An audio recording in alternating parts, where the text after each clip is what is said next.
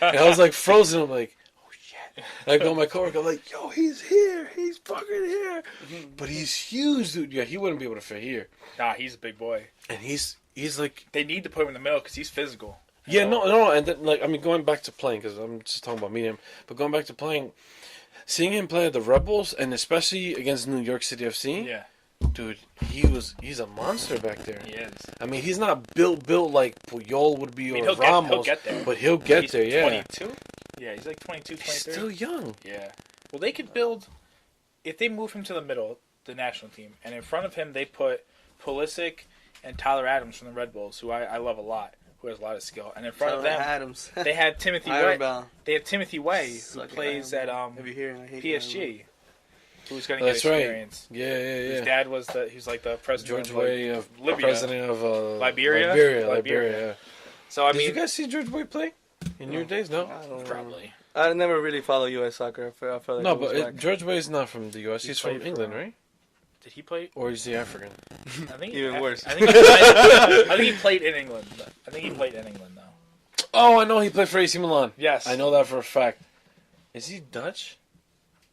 I don't know. Anyway, he played for PSG, right? Yeah, his son's how old is his son? His son's like 19. Jesus Christ! Youngest kid. Where is he? Again, where he's 18. He's 18 years old, and he got subbed on for PSG last game. I know that, so he's starting to actually get in there. I think he scored a goal, right? No, he didn't score yet. Oh, he didn't score. Even if he's playing because Neymar's hurt, let him play. Let him get sold somewhere else. I mean, they got what else? They got Yeah, really. Yeah, they're out of the Champions League. They're gonna win the League One. But might as well have them play. It's like U.S. like develops all these players, and then doesn't know what to do with them.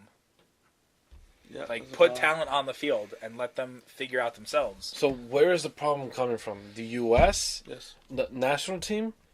No, the U.S. program in general. Yeah, The U.S. youth program is terrible. They don't know how to draw. They're drawn in certain people because they want to play soccer, but then because America has so many other sports, you have a kid who's a good athlete.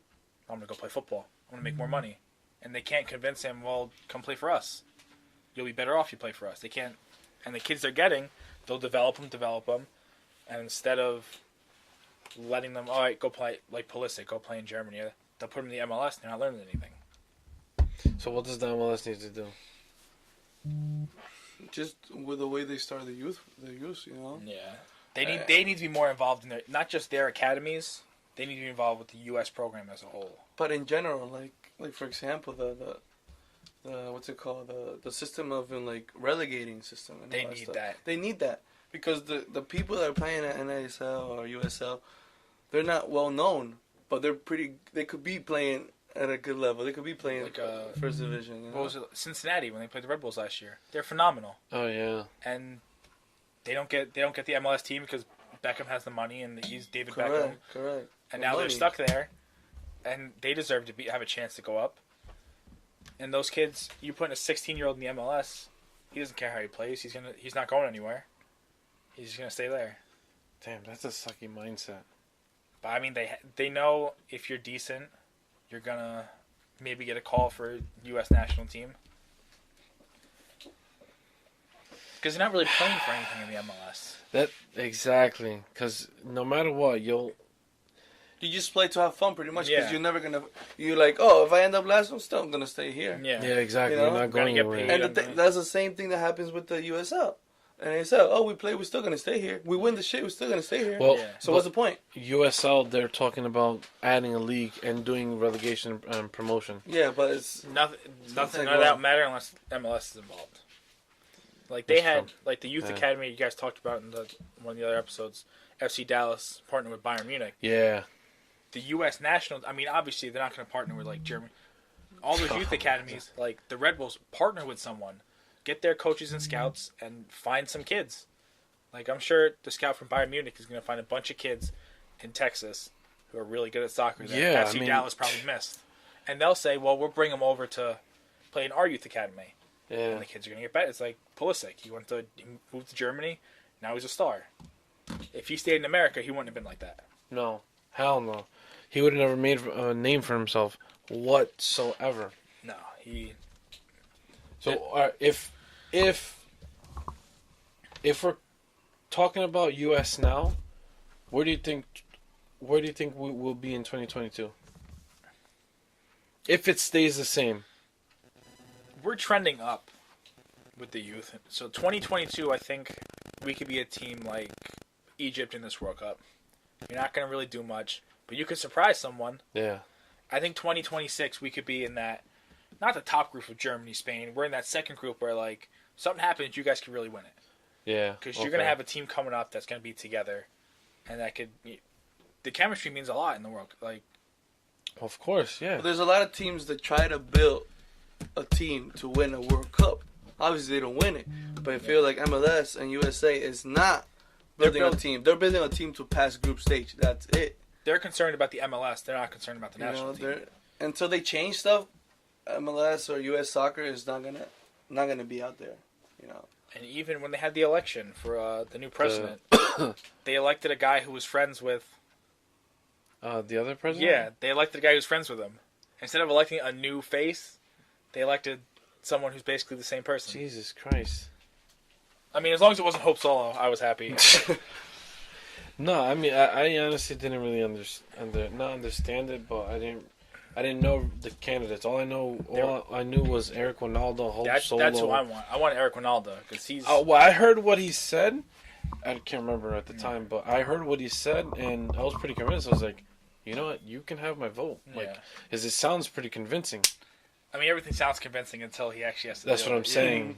You know, because I mean, we already have our shared experience with the president saying, "I'll turn this program around." Well, and then you're not doing anything. Yeah, exactly. Like for example, I heard, like, you know, obviously playing in the competitive league, and we were thinking of moving into NASL. I mean NPSL in the next few years, and we first wanted to become maybe a team to be competing in the MLS, but people tell us that it's a waste of money. You know, if you don't have it's just a waste of money going there. It's better to be competing in the third division here in the U.S. than competing in MLS, because it's just a waste of money. It's not a. I mean, you're better off trying to create a team outside of this country. Just the amount of talent that would have the focus on them if you had a first, second, and third tier would change U.S. soccer. Because no one cares about the USL or any other league because no one hears about them.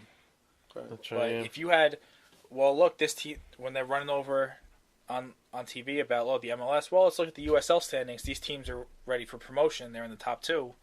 That's when people will start recognizing. Yeah. Right. Obviously, they don't. Now I see them more on TV. You can see them in some games are actually on TV. If you hunt for them, they're on TV. Exactly. But again, that's not enough to get recognized. Well known, it suffers just like any other country with second division and third division. They're not well known, but it would be big once. Not the first season, no one would care, but second season, if you have a team like Columbus, well, they got relegated. Now Columbus is playing against USL. So the Columbus fans are going to watch the USL. Yeah, exactly. Oh, I see where you guys are going. Okay, so you're going to start. I mean, you're obviously never going to see the Red Bulls or like LAFC or the Galaxy drop down. Yeah. But you're going to have the fans intermingling. Yeah. You're going to see stuff. You're going to see players that you never thought you'd see before. Yeah, and who knows who shows up to the game and starts watching, the other team when they really came from one team. So they really pretty much need to start from the bottom and really work up. Yeah. Like, pretty much restructure the entire culture of soccer in this country. Like I heard Gaston, why would you, you want to start a league, okay? The league is MLS. You want to do it different than every fucking country has relegating system. But MLS is like, nope, I don't want to do that. And it goes back to how parents have their kids playing soccer. Oh, let me just put you to this team because it's a well-known team. Like, for example, I have I'm not gonna say names, but there's guys that, for example, go to other clubs. Their parents are paying $1,000, $2,000 to play, and then you only see the kid playing 5-6 minutes. What's the point? The kid is not learning anything. The kid's not learning. I prefer a kid paying $200 to a team that's not well known. For example, where I coach or whatever, and they get at least 15 minutes plus of playing time, and in practice, they're doing work. Like you can't have kids. You can't have kids just because they want to be. Oh, let me be part of this. let me go to this team because the Rebels took one of their players. Let me go there and just be there, sitting on the bench. Just because you want to be a part of it, you have to be a part of it and want to play for it. You know, you have to be able to play. Obviously, you can see the reality is there. Your kid is not good enough to play in a certain level. The kid sometimes is hard-headed because of the parents. The parents are like, no, you're good, you're good. Reality, if you haven't made it nowhere around 17, 18 years old, you're not going to make it nowhere, okay? As simple as that. You're not going to make it nowhere. No, that's a good point. And as simple as that. As simple as that. Like, we had a kid who played on our spring team for the travel team, and he thought he was hot shit. What's his name? Am I dropping names? Okay. We only have 8 people listening to this. But he Text it to him. I'm gonna show his Facebook. He thought he was hot shit, and Mike Percio was our coach, and Mike was trying to get into his head. Mike was one of the best coaches. Still is. Oh yeah. Until I took over. So he was. Mike he was. The guy I just showed them. He thought he was hot shit, and he was like, "I'm gonna go wherever I want." Did he go to Bosco or Benedict's the first year? And then he went to Benedict's, and he thought he was. Yeah. I'm playing varsity for Benedict's. He sat the bench the entire season on freshman. I think he ended up playing for Paramus. Yeah, he went to Paramus Catholic, and he still wasn't any good. I mean, I seen that kid. He had talent, but he didn't have the right. But I think if he stayed with us at Belleville High, his talent would have matured enough to where he could have done something. Sometimes these players are good and they think they're good, but they don't have the good guidance. So that's a big problem with them. You know, the good guidance is telling them reality. I have a lot of coaches, for example, high school coach. I don't want to say your name, but you suck. We're in Pescado, by the way. Yes, but you have to tell the kids the reality. Hey, listen, this is what you're doing bad. Don't tell them, hey, great job, guys. Let's do it better next time. No, because they think what they're doing is right and it's wrong. They're doing it wrong. They're sucking. Yeah. So that's the problem with these kids. You know? That's like with Mike Percio. When I played under him for 5 years, and he wouldn't lie to you, because he would be like, "You're doing this wrong. You got to do this better. If you did it wrong again, you're doing this wrong." And that's what we needed. We're 16, 17, 18-year-old boys. Like, you can't just let us run wild. Yeah, no. He corralled everyone. And even in high school, when we had Lenny, Lenny was a calmer coach. He wasn't in your face. No, he wasn't. But he saw talent, and he understood, well, you're good at this. I could build a system where you can keep doing that, and we could work with it. Yeah. He wouldn't just throw you in. That's true. He wouldn't be like, well, Matt, I'm going to throw you at center mid right now. He knew, all right, you're on the back line. I'll put you on the back line. And he cultivated a system. Like when we moved to the 3-2-3-2. Yeah. Because we didn't have defense. Exactly. Changed the system. And I think that season we were second in the conference in goals against. Because we had Julio Felipe in that, who's more wasted talent than I've ever seen in my life. He was my bench. I love Julio. More wasted talent than I've ever seen. Julio came after you, right? Yeah. He was up there with me, but he was on the bench. Yeah. I benched Julio, by the way. He did not bench me. Just so people know, get it right. Get it right. Yeah, he's one of the top goalies. If he would have gotten the right guidance again, he would have been great. And we tried. We had Gachillon was on his tail. Julio, if you do this and this right, I'll get you whatever pair of gloves you want. And Julio stayed fine for that summer. G bought him the gloves, fell right off a cliff. Yeah, you know. You can't. He had the height. Oh, he was phenomenal.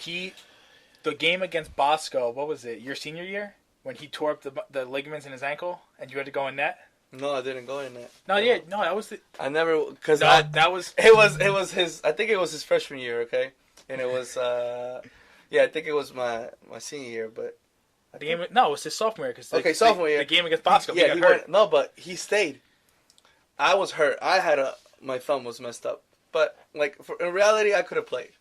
But I was like, let this guy get the experience with Don Bosco. So Don Bosco was one of the top teams there. Oh, it was at Bosco. He was so... No. There was one time that we played at School 8. Don Bosco, yeah, I went in. I remember. That was my... game at Bosco. That was my... That was your senior. Because I was on left back. I was at left back. And I played left back my junior year. Yes. Julio got hurt. If you ever played at Don Bosco, it's in the middle of the woods. And no, it is. It's weird. They have stands, and they have like the professional like advertisements on the sign, like the big stands.